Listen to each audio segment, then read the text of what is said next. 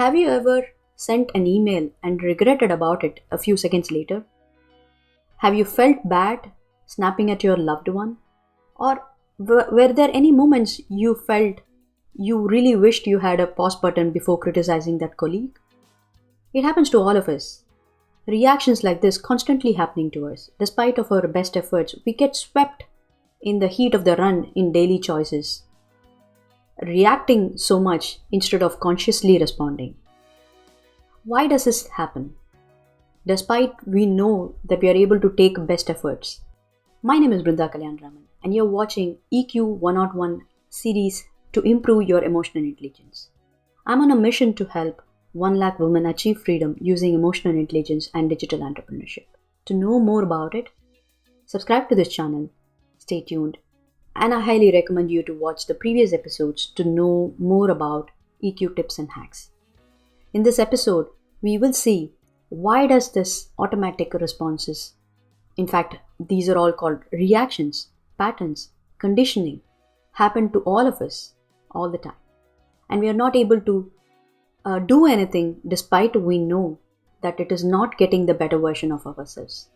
Blame it all to the limbic nervous systems that we have developed.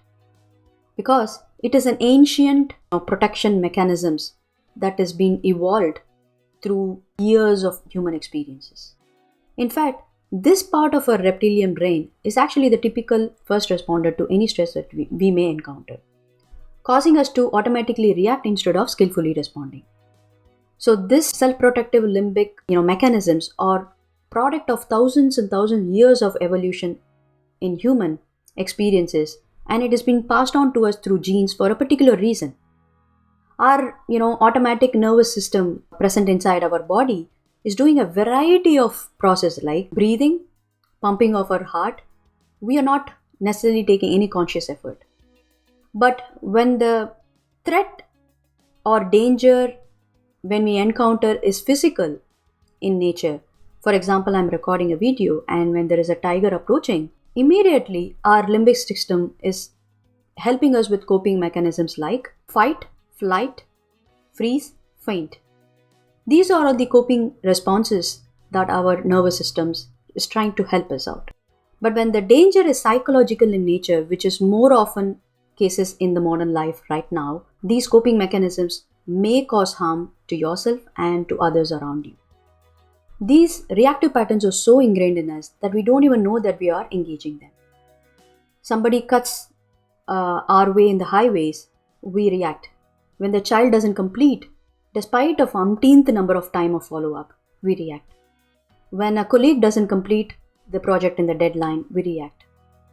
So all these reactive patterns are so ingrained, it becomes so dominant in us and they diminish our capacity to see through it clearly and choose wise and compassionate response to any situation.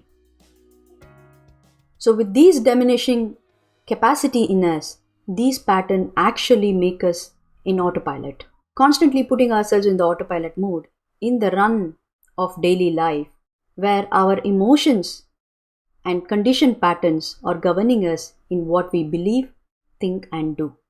So how are we going to handle this? Let me share with you a particular hack.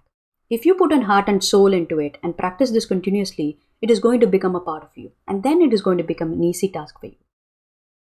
When you hit an obstacle, when you hit a raging emotion in you, take a mindful pause. Mindful pause meaning consciously being present in that moment and taking a pause. It is actually going to give you a space between that situation and yourself. So you will be able to clearly see. There are two things which will establish if you are mindfully able to take a pause. One, you are creating a distance between that emotion and yourself so that you can clearly see through and choose responses whichever is appropriate to a situation.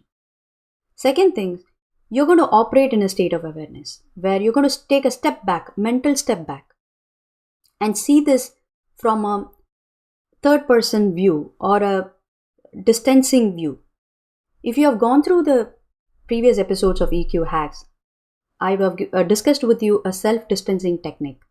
And if you combine that here, you will see when you're operating out of state of awareness, It's like instead of you being swept in the raging river, fighting, all your energy out to put your head to stay up above the water. Instead of that, you can observe this from a helicopter view, which means you can see a different perspective, a larger perspective, and the mindful pause will also help you choose the responses appropriately.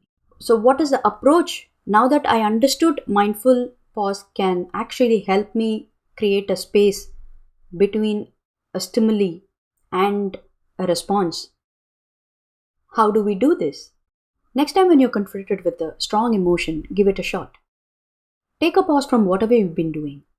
Close your eyes, take a deep breath, inhale for 3 seconds, hold it there, and exhale completely. Name that emotion that you are in right now. You may want to use the emotion wheel, feeling log. We have discussed a lot of tools to label your emotion in the previous episodes. I highly recommend you to go and watch that. Use those tools to name that emotion. Follow it back, trace it back to the source of the problem, and reveal yourself to yourself completely. Let me tell you, when you do this, there's always an interesting story, a data point which comes up to the surface. The entire journey will be interesting. And if you're able to do this regularly, it's going to become part of your routine. You may want to do other things, like you may want to take a walk, listen to a song which brings your nostalgic moments, like maybe with your friends or with your loved ones, the vacation trip that you have gone, or even anchors like any band on your hand or a tattoo, looking at the tattoo, the very intent of you, having the tattoo on your hand. All those anchors will bring that moment live in you. By doing so, you're actually taking a pause from the present moment and be able to see the problem clearly. A wise saying attributed to a particular psychologist called Viktor Frankl. He says, between a stimulus and a response, there is a space. And in that space lies our power to choose a response. And in that response lies our growth and freedom. It's true freedom, right? When you're able to see yourself as a distant person and see the larger perspective of a particular situation, then you're freeing up yourself from any stress. And even neuroscience have found that it takes at least 6 seconds for that emotion chemicals to be observed in our body. So you get at least 6 seconds to pause to make that effective responses. Why not use it?